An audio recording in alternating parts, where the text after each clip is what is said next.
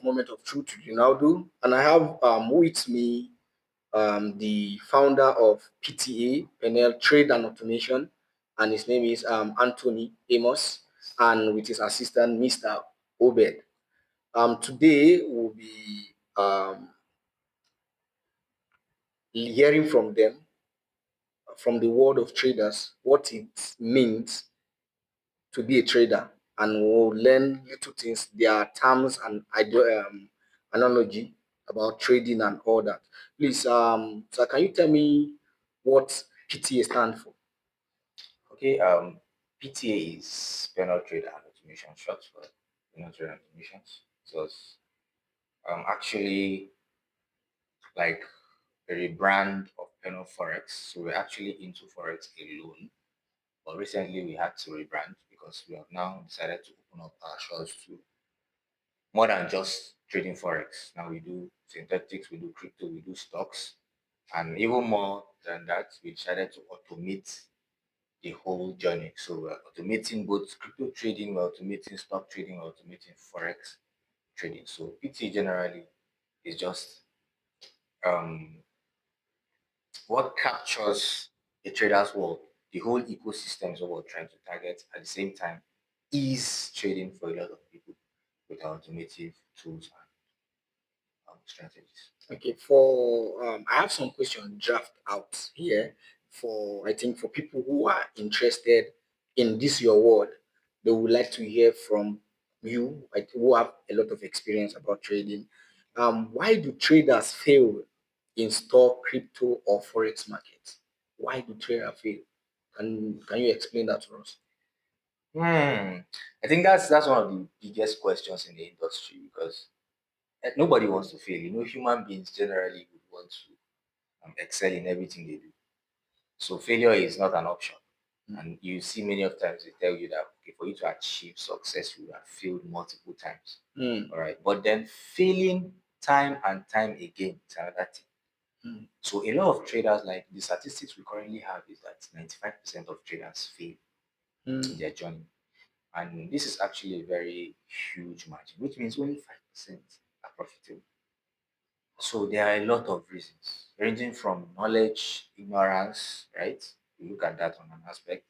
We can look at risk management, right? And psychology. We can go as far as looking at people's self, how they manage themselves, right?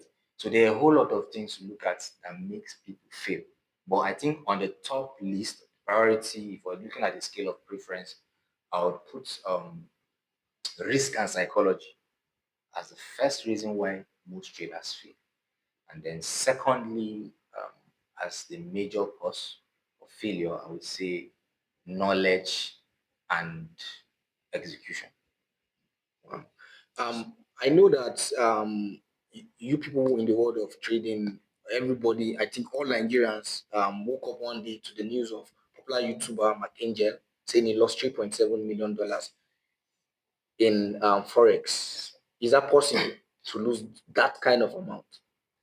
Well, you know, the thing is, the financial market is vast and very liquid. We have, I think, a daily turnover of around $7.3 trillion every day. On every trading day, we have that much flowing in between. So if you are saying somebody lost $5 million, I'm just trying to exaggerate. If somebody loses $5 million, the market will not feel it. Hmm. So it means there's a possibility. I'm not trying to look at if one person lost or not, but we've seen cases where companies, hedge funds, lose billions of dollars while trading, right? So it means individuals can lose as much as $1 million, $2 million, $10 million while trading, right? So there is a whole risk. In fact, any trading website you go to currently, there are disclaimers to tell you that this is a high risk investment. So I was talking with my colleague the other day where we're actually looking at the whole if I remember now when we we're looking at the whole scenario, it was trending online that McKinsey lost this. We could attribute some of those things to I think the know-how and also risk. Because some of our guys in the industry actually even traded for him. I think what was that his name?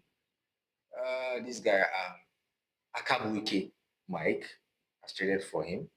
I think Pat, the analyst, one other guy too on Facebook, passed a problem account. It was said that most of these accounts, most of his losses were attributed to prop firms. All right. So there's a possibility that that much would have been lost because there is no saying that you can't lose more than this. No, you can lose as much as $1 billion, either as an institution, as an individual. Okay. Okay, I'll be asking you this question. Are there specific behaviors or pattern you have observed in failed traders? In field traders. Yes.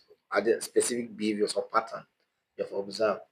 Well, mostly the concept of failure stems from people's ability to really manage their risk and greed. The problem majorly stems from when you want to make so much all at once. Mm. And that is the major problem.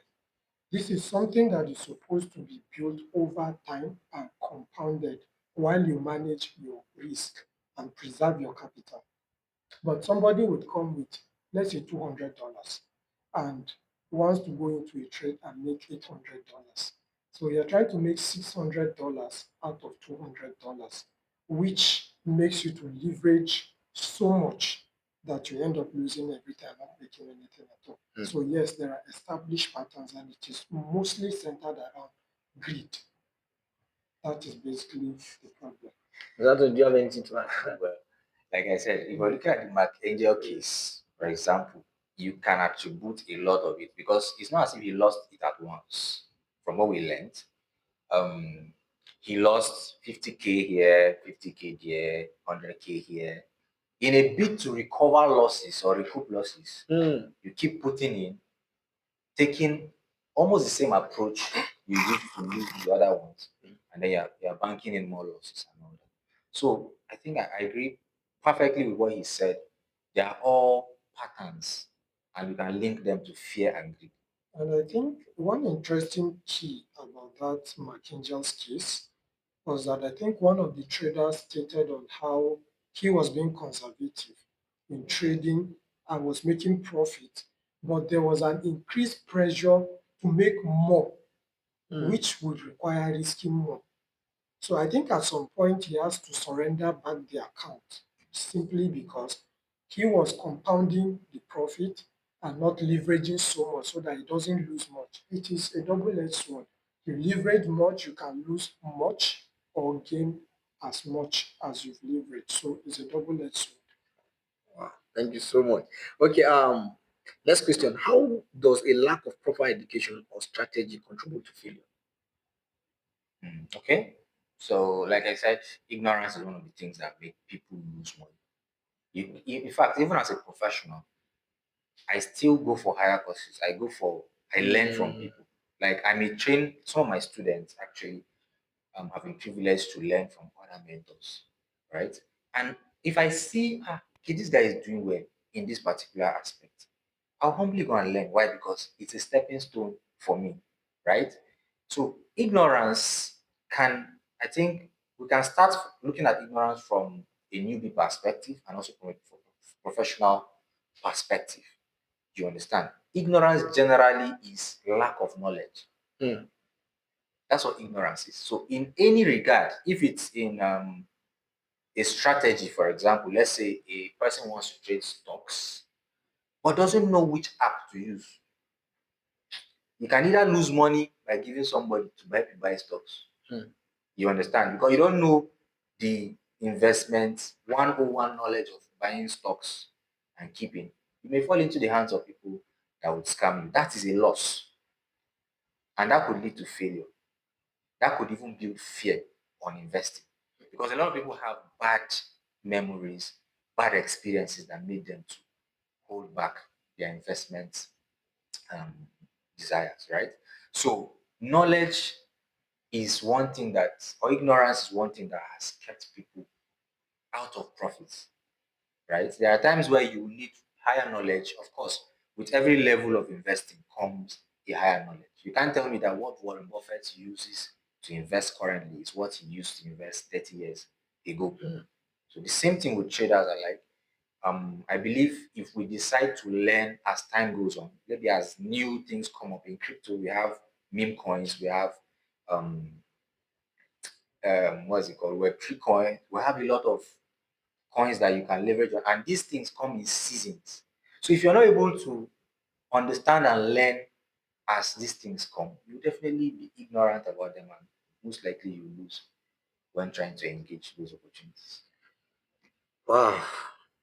Hope the viewers are learning a lot at this moment. Okay, how do you guys have been mentioning a lot about, I've been hearing risks since the beginning of this. So how critical is risk management to trading success? Who answered the question? You. Okay. Okay, so How critical is risk management to trading success? risk management is very, very critical because the absence of risk management in trading would now make trading look like gambling. There are tools that are available to help you limit how much you are able to lose or make majorly loss because losing gets to you more than profit. Yes. When you lose, you are likely to want to do more harm to yourself or to whatever system that is governing your trading strategy. Now, risk management is so important because I mean every trader must have lost at one point or the other. And that is where people decided there has to be a system that there is something I'm doing wrong. Meanwhile, there are already tools that are there to limit my loss. How about I exploit this so that with time I can build back rather than keep losing and losing? He has had a lot of experiences. I have had my own experiences because of neglecting the general rules of risk management. So it cannot be overemphasized. It can never be overemphasized. That is what keeps people in business. That is what keeps people going in this market. Because first, you must preserve your capital, and risk management is the key point to preserving your capital before making profit. I think you will take over with. Okay. Since you said you had experience, so I will just follow up with this question. Can you share examples where poor risk management led to significant losses?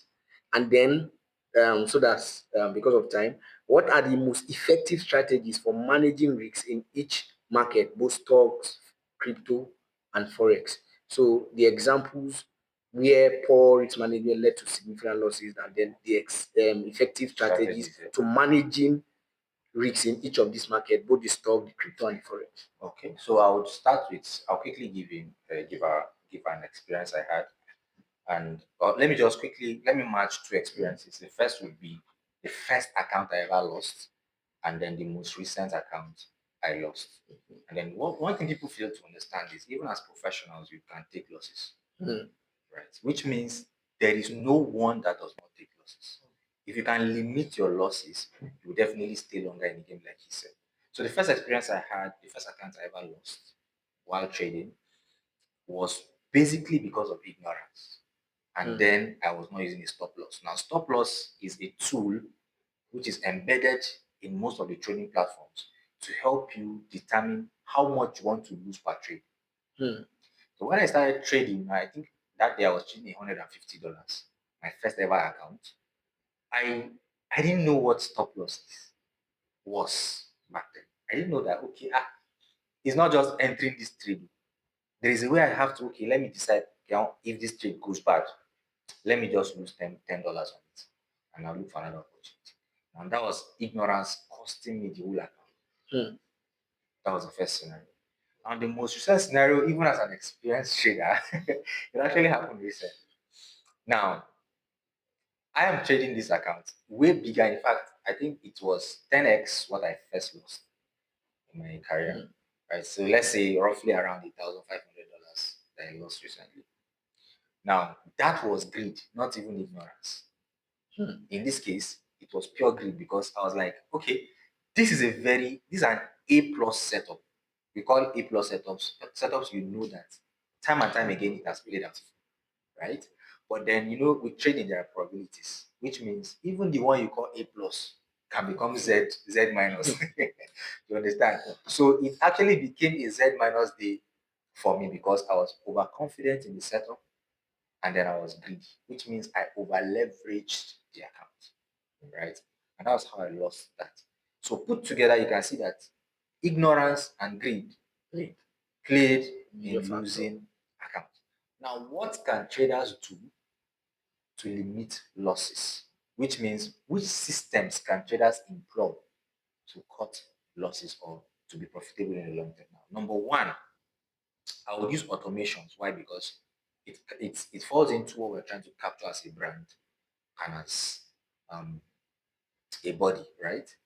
Automations generally takes out the human factor, which means if, for example, on that first account I ever built in my life, if there was an AI tool or if there was an EA, which we call an expert advisor, that was there to limit my losses and maximize my profit, I wouldn't have lost that on one trade. Also, fast forward, if I was using an AI tool, right, on that particular recent trade I lost, right, it would have helped me to curtail the excesses of greed. Because those things work, it's just like yes and no. The way they program some of them is yes or no. If you tell it close at 1% profit, it will close at 1% profit. There is no human emotion to it to say, I feel like this trade will give me 3%. Let me wait. Or this trade is not really doing well. Let me increase the leverage to see if I can just capitalize on the small movement. All those little things can actually interfere with profitability, and that is why automation is the number one thing I would recommend to traders. Which means that whether you're on there are times where people lose money because there's no light. Their phone went off. The one you told me recently, where EFCC collected somebody's phone, a trader's phone, and he lost a lot of millions, led to his suicide, unfortunately.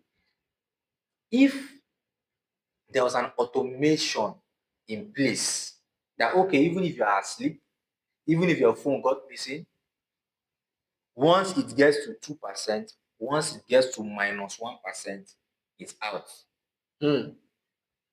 Definitely people will be in profit. So that's number one I would recommend.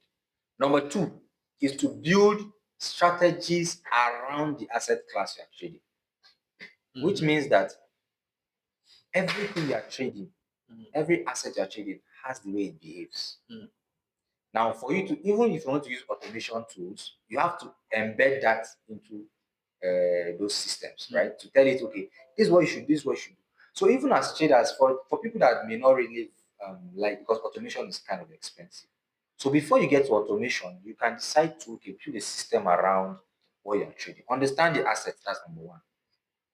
Number two, don't be greedy. Build something that works. If in a week you've seen that, for example, on gold moves roughly around 500 to 1,000 pips per week. If you know that that is the average weekly range, for example, there is no point if you divide that by 5 days, which is 5 trading days in a week. You know that roughly that should be around 100 pips per day. So let's say 50 to 100 pips per day. So it means there is no point for me trying to get 1,000 pips on gold in one trade. It means that if I'm going to build a system around trading gold, I should be targeting what? 50 to 100 pips, and I'm out. If other opportunities present themselves, you take advantage of them. Now that is a system, as little as plain as that sounds, that's a system that you can work with. There are people that the traders that just target once they are 2% in profit, they are out. They don't want to look for 100%. You know, a lot of people are carried away by let's flip, which means flip means let's turn $100 to $1,000. Let's turn $100 to $500. You understand? 200, 400, 500%. But there are chances that it happens. What I'm saying is, I just give you statistics that 95% of traders lose. Now, these are the things that make people lose. Greed, because that's actually greed. Hedge funds and institutions actually look to make around 4% per year. Wow. Yes. Hedge funds and institutions. In fact, the best hedge funds, people like BlackRock, Goldman Sachs, a whole lot of them that are there, right? JP Morgans, all those banks and institutions there, they actually, if they do 4% in a year, That's massive. They are like celebrating and giving bonuses. Why? They are trading billions of dollars. Now, if we bring it down to our own um, um, level, right, where traders are trading prop firms of $1,000, prop firms of like our partner offers prop firms. You understand? $3,000, $1,000, $10,000, and the rest of them. Now, if you're trading a $10,000 account, which you can get for around $330, or let's say you're trading a $3,000 account, which you can get for $110. Let's use a $3,000. If you can make 10% of $3,000, that's $300. Right? After profit split, there's what we call profit split. They take 30%, you take 70%. After profit split, you would have how much is that now? That's three. Like you have $210 From three. from $3,000. Wow. You have $210. $210 now is Massive. 300 and let's say roughly 350,000 naira In a month. in a month. So that is fair, but a lot of traders will tell you, I beg, what is 300? What is $200? I want to make $1,000. So you can see that hedge funds will target a little with huge capital. We were looking to use little capital to get huge. You can see where the disparity is, and that's why we have only 5% being consistently profitable. If you check out the reports of hedge funds, in the past 10 years, the most profitable hedge funds usually make profits of around 4, 3, 5% on average. I think the best I've seen is around 7% per year. And that is a big win. And that's a big win because imagine you're trading $100 billion as a prop firm, as a hedge fund. I don't need to make more than 1%. For me, like I'm a very I'm a very conservative person. So if I make a 1% on $1 billion, how much is that? That's $1 million. If I make 1% on $1 million, how much is that? That's $10,000. So there's no point looking for so much with little when you can make so much, from a huge capital base you have. So systems around that captures a little risk. And this comes by understanding what you are trading, right? Know the market you are in. If I'm trading, for example, Trump coin that was released recently, I think yesterday or day before yesterday, the potential was what? That's a meme coin. It went to around 2000% in profit, right? From a market cap of around $6 billion, it went to a market cap of $22 billion. Friendly is 40 something. Around 40 something $billion. So the trajectory is high, which means if I'm trading meme coins, I know I can target that much. But if you are trading cryptos and stocks take over a year to even do 100%. So it means if I'm trading stocks or trading stocks on a short term, I'm not looking for 10%, I'm looking for 1%. And that is a structure or a strategy around that stock market. Wow. Thank you so much. Thank you so much. Yes. Oh, I've learned a lot. A lot, yeah. So okay, let's go into PTA. Like for people that um does your company or your firm trade for people? I think on the banner, that's Okay. for people that are very familiar with us. We do private equity management. Okay. Private, which means that it's not open for everybody because we've had experiences. In fact, there was a point where we were trading for almost everybody. So anybody can come, I have $100, trade for me, you understand? And the way they will hold your neck if you lose 1%. I think there was an experience I had with somebody. He gave me $100,000 to trade for him, and that $100,000 I already made 1.4%. 1.4% is $1,400. Currently, $1,400 is around 2 point something million, right? But as at then, it was 1.6 million naira. And he was like, Abana, that's small. We can't withdraw this. Why not take it to 4% that he has a debt to settle, right? And that made us to go back again. Instead of withdrawing, we went back to make more. In a bit to make more, we lost. I think we lost 2%, 2.3%. And he was all out. Why would you lose 2.1%? And Well, like you're the one that said we should. So we're offering trading management or private equity management to a selected few who understand the risk associated with trading. At the same time, people that know the value of investing, um not peanuts. We don't trade peanuts again, like unlike before. You understand? Then we're trying to let's see what we can do with this. Let's see. But now we work with people that understand and then have a lot to spend in such a way that okay, even if we're risking 10% of your portfolio, if we're making a withdrawal, we know okay, we're making something tangible. At the same time, if we're going to go south, if it goes south on that same portfolio size, we're not worried on both ends. You understand? Because Because if both of you know the you risks. understand the risk and then there is somewhere we can fall back to. Unlike someone that just has his last entire life savings, let's say he gives you $1,000 and that is real life savings. You lose that money. We will not be here. We will not be here. And in fact, that is one of the major driving factors that leads people to fail. The trading platforms, the brokers will always tell you, do not put money that you cannot lose. afford to lose.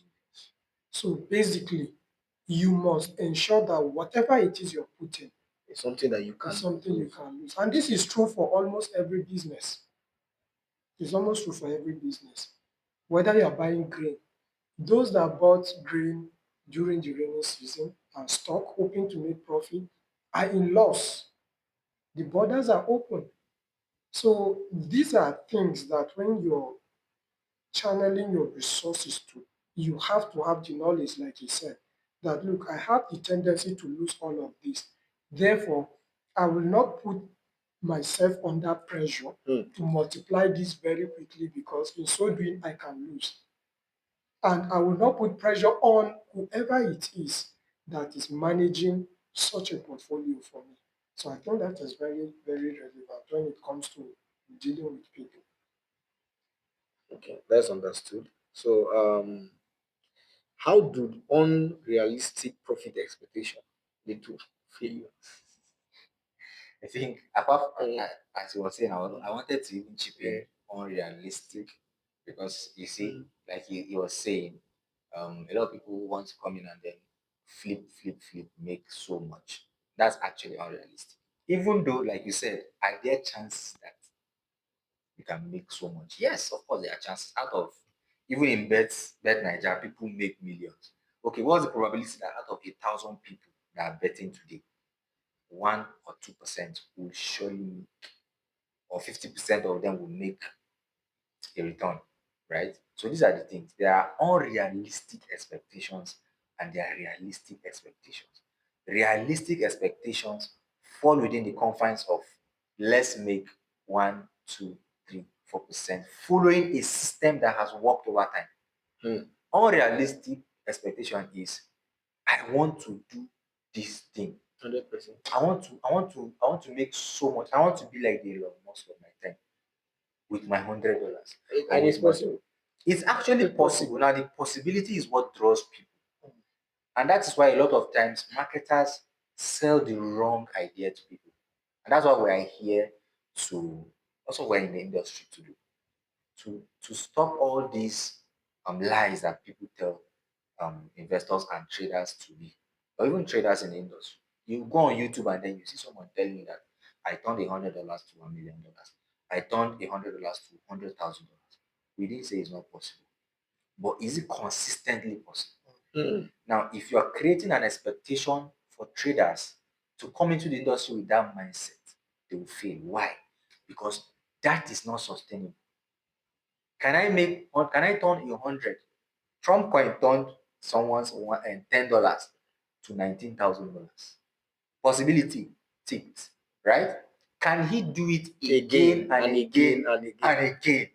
It's not No. possible. In fact, if he's trying to do that again, he will lose. We lose now. Most likely 18 times in a row. Why? Because those opportunities come just like we have a black swan events, we have blue swan events. These are blue swan events that can happen. There are days where I think during Corona period, I think gold was skyrocketing. And during Ukraine Yeah. Russia, or when it started, gold was skyrocketing. During Russia, during Israel Yeah, Hamas Hamas. war, Yeah. gold was skyrocketing. Now all these things were moved by an event. These are beliefs and events that can, for example, on gold, just be buying in those cases when there's uncertainty. In some cases, that's a realistic expectation because you know there's a backing. And consistently, uncertainties in the market has made gold to skyrocket. That's realistic. But now, when I now tell you that I'm trading gold, I'm the lord of gold. In fact, I turned $100 to $1,000, I turned $100 to $1 million just trading gold. You didn't tell people this is what I followed. But this was what happened when I turned that one to this one. And if I can repeat it again and again, right? People come into the industry and say, this guy is a guru. Let me follow him. Let me do like he does. You go and buy his course, you go and do this, and then you're expecting to make what he's making. First of all, you don't even know if that is true. Yes, because there are lies on YouTube.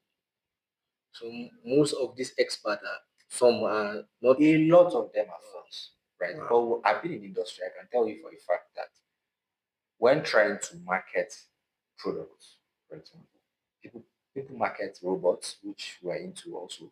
There are a lot of stories there. People market brokers, there are a lot of stories. People market strategies, same thing, stories, right? People try to paint trading in such a light that anybody that comes in can make money.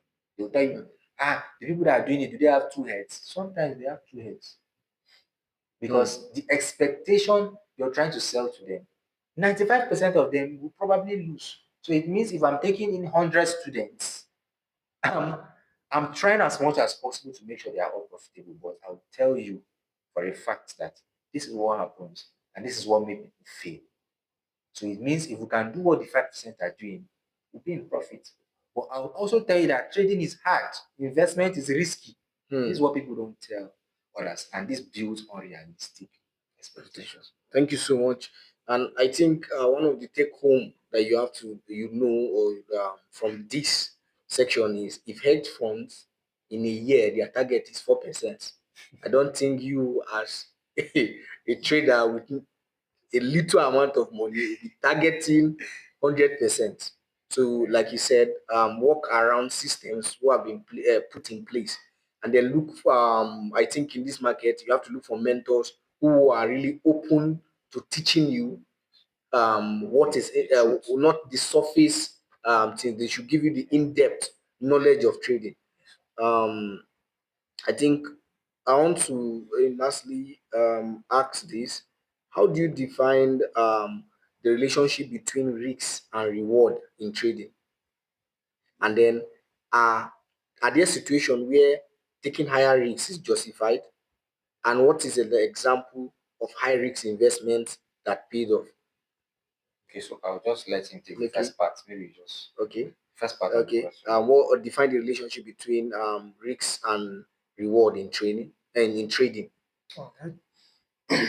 So risk, as you say, you are going in to say, okay, I have the possibility of losing A or B or C or both.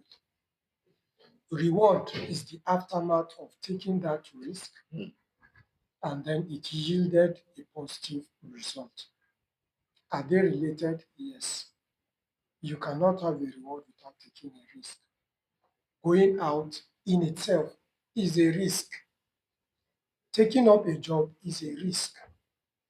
Starting up a business is even a bigger risk because statistics shows that over 80% of new startups die off generously within the next 5 years. Generously. Generously. Because a good number of them will not even make it past the first year. Yes. Some will struggle through to second year and may even require more resources, more intellectual knowledge, more expansion. So risk and reward go hand in hand. They are, should I say, identical twins now, right? Because what you give out might bring in reward. Yes. Now remember, risking something, like we say, is a double-edged sword. And what is the edge? On one side, loss. On another side, reward or profit. So the profit is the reward for the risk, as well as the loss is equally a reward for the risk. So either ways, but the good thing is, like he has said, there are systems that helps you reduce or minimize those risks, those losses, right? Irrespective, you will take a risk, but your chances of losing will always be minimal, very, very minimal when you stick to it, because they may be there, and if you don't practice it, you will lose. So I think you will touch on the aspect where neglecting your established system can become a problem for you. So, other situation where taking higher risks is justified. Yes, it's justified because there's no point, for example, under risk management, what we also teach, I think our risk management and portfolio and compliance officer is not here. I would have loved him to be here, but he's not currently available. So there's something he always says, which is risk management does not always entail you risking a little part of your account. You understand? Because there are times when people under leverage. You understand? In trading, in risk management, there's what we call over leveraging, and there's what we call under leveraging. Now, to justify a high risk, right? I think somewhere earlier I mentioned A plus setups, right? Which means that these are setups you've seen that over time they play out. Maybe by the time you study, let's say the Nigerian Stock Exchange, you see that after the third quarter, every time Dangote Cement skyrockets, now that may be an A plus setup for you in that season. So what happened when you add size? Because this is what you've seen that has played over time positively. So that can be your own A plus setup. In crypto trading, for example, there are seasonalities that come in the market. Normally, we know around November, October, November, December, there's a little breathing for the market to go bullish, right? December it dips a bit, then you have January flows and all that. Like what we're having currently, right? So in such cases, what we do, we add size, which means we can maximize those opportunities. It's actually wrong to see an A plus setup and still play it, because that is the only way you can scale. A lot of times people say, if you're playing little, you can never go big. And that is the truth, right? I'm not trying to push over leveraging, because even that maximizing potential I'm talking about currently is still calculated, right? Which means that if on a normal day I'm risking 1% per trade, if I should see an A plus setup, I can sacrifice 3 weeks risk and put it in one trade. Which means if that trade goes wrong, I'm not trading for 3 weeks. Why? I've compressed 3 weeks risk into one trade. Now, what happens if I get rewarded? I'll get 3 weeks worth of targets, which means I'm not trading in the next 3 weeks. Loss of profit. Why? I've already achieved my 3 weeks. And that's what a lot of professional traders do, right? They see an opportunity, they bank, and they're off. You will not hear from them again. Why? They're using that money to establish systems that will give them money offline. Wow. Right? But then you see the average trader, and this thing is a pattern. In fact, this thing I'm telling you, maybe some other time will come back and then address it. Do you know that 95% of traders, I think, is even going to 99%? The moment you make a huge win and you come back to that market the next day, you most likely lose. In fact, if you stay there that same day, you most likely give back half of that money or all. So what are we saying? There are opportunities where you have to maximize. If you don't maximize it, it will go begging. You will leave a lot of money on the table. And then that period you're supposed to maximize, it goes into your psychology to create a trigger that will cause pain. Sometimes you may make profit too, but you'll be like, I would have made more. And that makes you to maybe over trade on another opportunity and most likely end up in loss, because that's not an A plus setup. To manage that, I just want to touch a little on stock. Maybe like you said, we'll come back next time again to do when we have much time. And what are the key factors to consider before investing in the stock market? Key factors, number one, I think if I'm talking about from personal perspective, first of all, look at your income. You can't invest if you don't have an income, right? A lot of people, the mistake they do is they carry their life savings and put into stocks when they have nothing to fall back on. So, firstly, look at your income. Do you have a residual income that you can spare? There's a ratio they use, right? 70, 30, 30, 30, 10, right? 30 goes to your personal needs, 30 goes to your savings, 30 goes to investment, 10% for miscellaneous. There are a whole lot of variants to all those ratios, by the way. But then, if you can spare 30% to invest, and that 30% is sizable monthly, you have the first tick on my own end to invest in the stock market. Secondly, do you have the knowledge to invest in the stock market? Now, a lot of people just want to invest. They'll call you. I have friends that are currently in the stock market trading well. Right? One of them is Nathaniel Disu, which hopefully we'll work with in a short time. Now, sometimes he tells us that he gets calls from people that I have a million naira, I have 5 million naira. I think you should know Shady Assistant too on Instagram, one of the prominent stock investors there. You'll call them and say, okay, I have 5 million naira. I want to invest in the stock market. Who tells you that the right place to invest that 5 million naira is in the stock market? That's where knowledge comes in. Okay, what portion of your 5 million goes should go into this kind of stock or even the stock market as a whole? Right? So knowledge is the second thing that should be your priority when taking your list after an income, a source of income, right? So such a way that even if you lose your first investment, you're not crying for food or crying for house rent, right?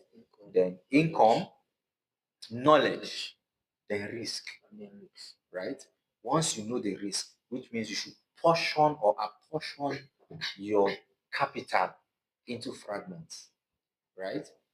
Okay, this kind of stocks, we have financial stocks, we have commodity stocks, we have, you understand, tech stocks. There are a lot of stocks. So based on the volatility of each sector, you should now know what you should diversify into it, right? So that's another part of knowledge, by the way. But then it still falls along. So once you're able to tick all these boxes, I believe should be a starting point, not even an end result. No. A So for starting people point. for people considering the stock market, you have to consider your income, Yes. then you go for knowledge, and then you know the risks. And sorry, on knowledge, let me just add one more thing. Look for proven mentors. People that have been investing in the Proven stock market. mentors on knowledge, on that Yes. knowledge. People that have been investing in the stock market and have results. I'm not talking about sweet mouth results. Yeah. Credible, Results. trackable results. Track records. Yes, let them show you. I've done this in so years. I've been able to buy this stock and hold for so amounts consistently to give me so returns, right?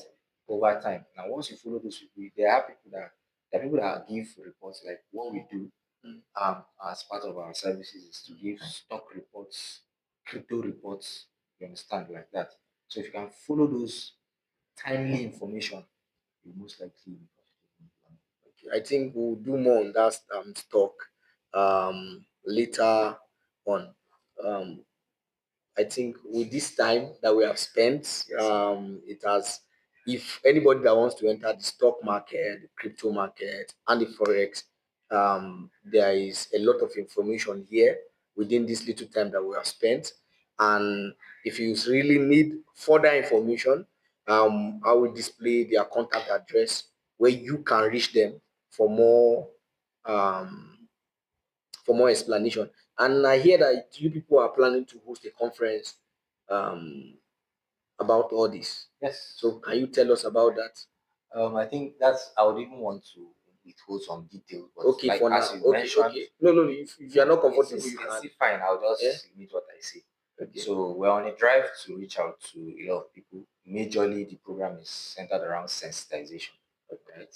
Just like you said, a lot of people don't know how to take advantage of digital finance, right? And this is something that a lot of youth want to do. A lot of youth, people, even elderly people, we do conferences and then we see people 70 years, 50 years. I want to learn this. And it's true. Some people have retirement funds, they don't know where to put it. Some people have money, they don't know what to do with it. So we're on a drive to sensitize young people, right? How do I use A to make B? with digital finance. All right. So we're targeting some states. By the way, in Nigeria, our drive is to reach out to Africans as a whole. But then, of course, we have to start from our own Jerusalem Yeah. and then move out. I love this start from our own Jerusalem. Yes, so I love it. I start really love it. sensitizing a lot of youths online and offline, Okay. and then take the drive. So most likely they will see our adverts, and then possibly, and it's free, so people can Wow, it's subscribe to that. Yeah. I think with the information that we'll post later, you can reach out to them. It has been a great honor and privilege having these wonderful people with me. Thank you, Mr. Obed. Thank you, Mr. Anthony of PTA. I know that the next time that you will see them, they will be you'll be reading their name in Forbes list of billionaires, Forbes list of great companies that started off from Africa. Yes, we have stories like Paystack that started, and they are all over. So PTA will also be in that top by God's grace. Thank you so much. Thank you so much. You guys are inspiration to me. You're also Thank you so much. Great to have you guys.